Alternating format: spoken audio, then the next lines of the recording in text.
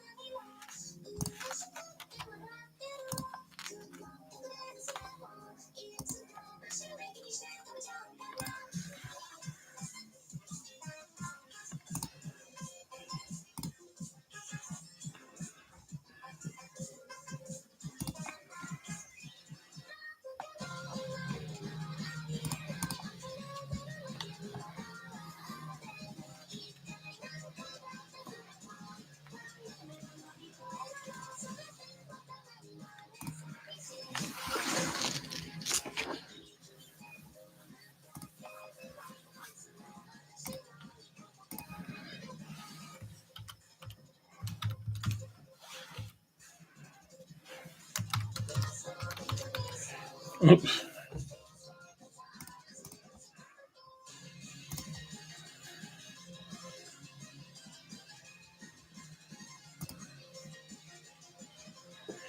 Oh.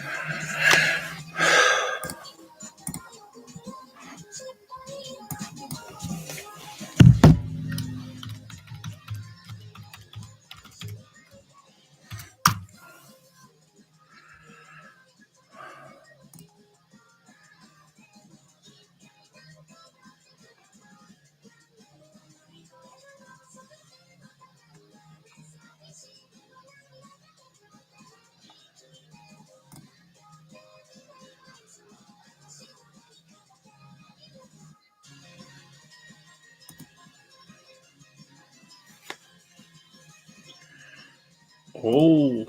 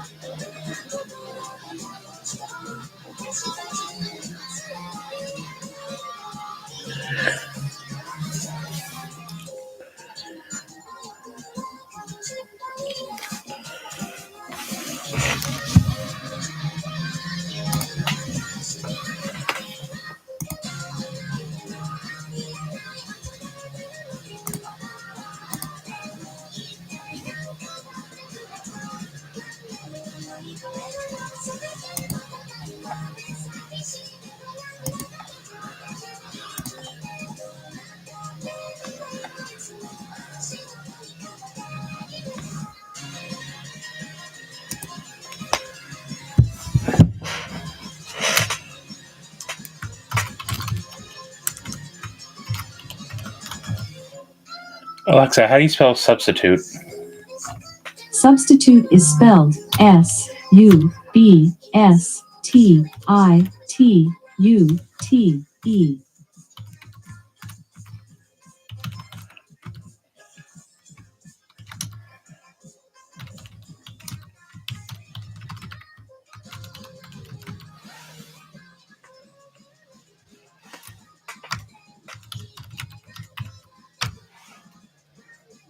Oops.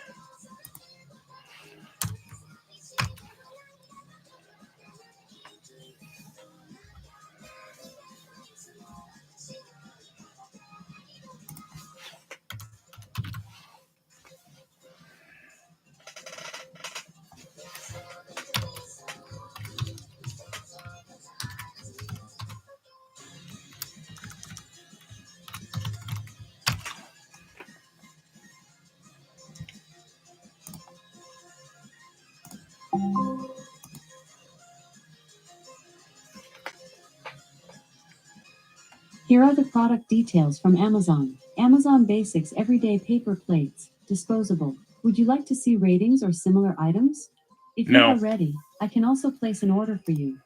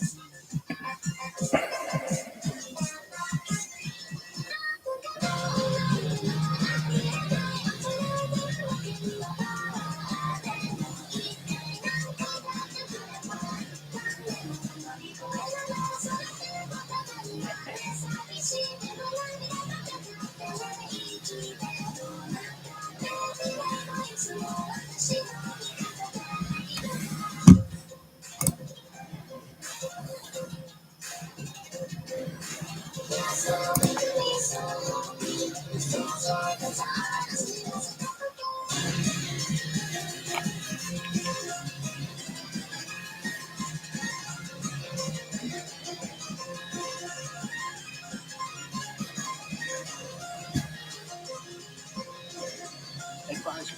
This training covers various forms of child abuse and maltreatment.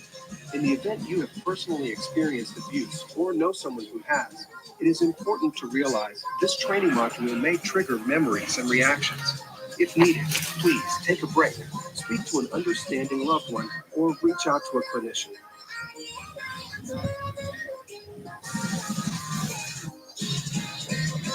At the end of this training, you should be able to recognize, respond, and report the different kinds of abuse experienced by youth. You will also know Scouting's barriers to abuse and how to utilize them to help create and maintain a safe space for youth. The Boy Scouts of America's top priority is creating the most secure environment possible for our youth members. We continually evaluate and strengthen our youth protection program to ensure it is in line with and, whenever possible, ahead of society's knowledge of abuse and best practices for prevention. We also regularly consult with experts from law enforcement, child safety, psychology, and other relevant fields. Abuse or maltreatment of a child comes in many forms. During this training, you will complete different modules addressing child maltreatment to help you recognize, respond to, and report various forms of abuse, such as neglect, exposure to violence, bullying, emotional abuse, physical abuse, and sexual abuse. As you take this training, it is helpful to keep these 5 important facts in mind. First, most abused and neglected children are maltreated in their own homes, usually by a parent or someone who is close to the child, including siblings, relatives, neighbors, and peers. Second, children who are abused in one way are often abused in multiple ways. For example, a child being neglected at home is also at risk of other forms of abuse, including sexual abuse. Experts call this polyvictimization. For our purposes, it means we must pay attention to all forms of maltreatment. We want to have the best chance of protecting a child from any form of abuse.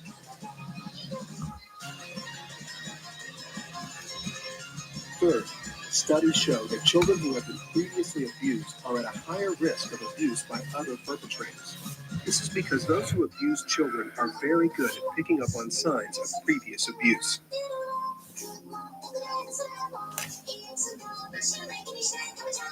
Fourth, although our youth protection program cannot prevent every instance of child maltreatment in the BSA, our policies play an important role in significantly reducing the risks. The policies you will learn about in this training are designed to limit the opportunities an offender has to abuse a child and to improve your ability to detect signs of abuse or neglect. Both of these goals require your vigilance and commitment to keep youth safe.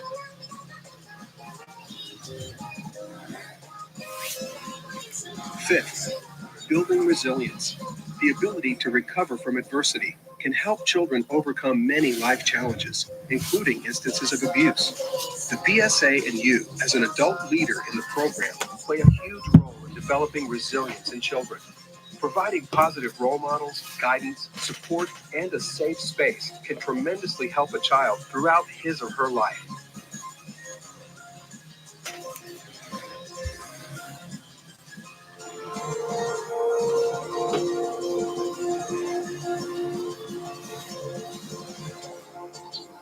Leading experts agree that child maltreatment is a public health crisis. Increasing education and awareness is a shared responsibility that will have far-reaching effects in improving our communities.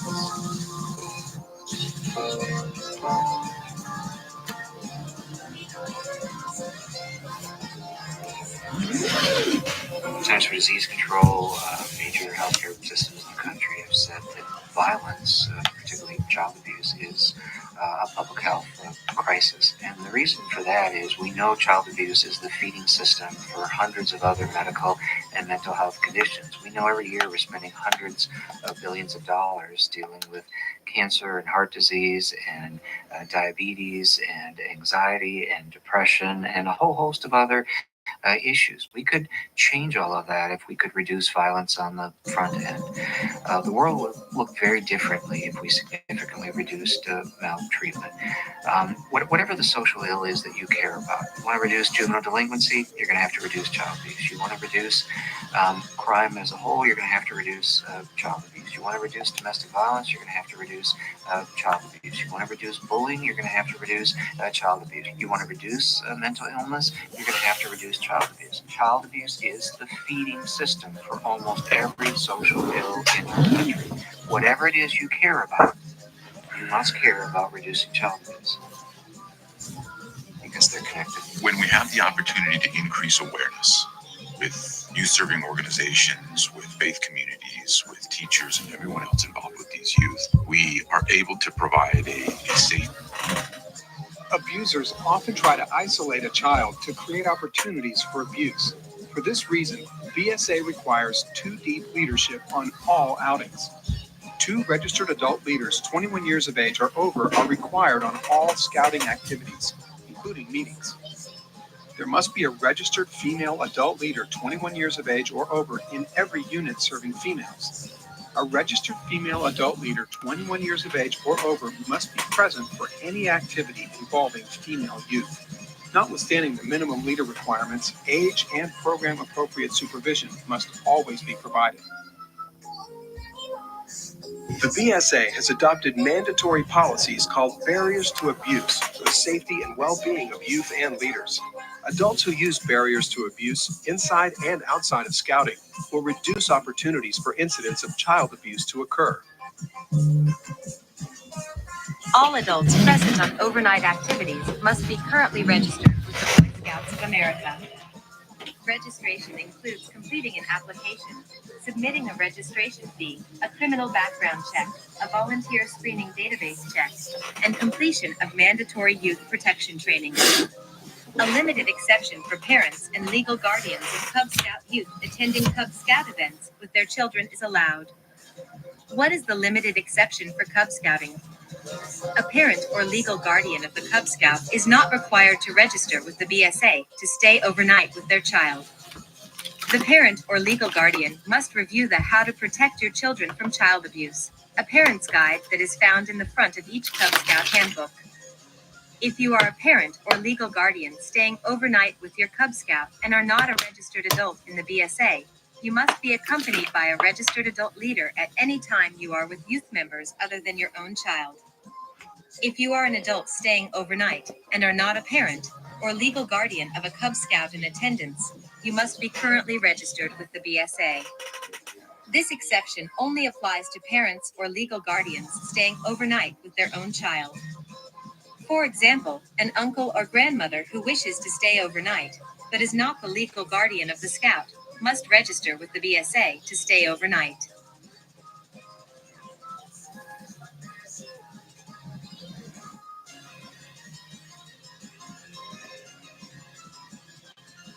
Abusers often try to isolate a child to create opportunities for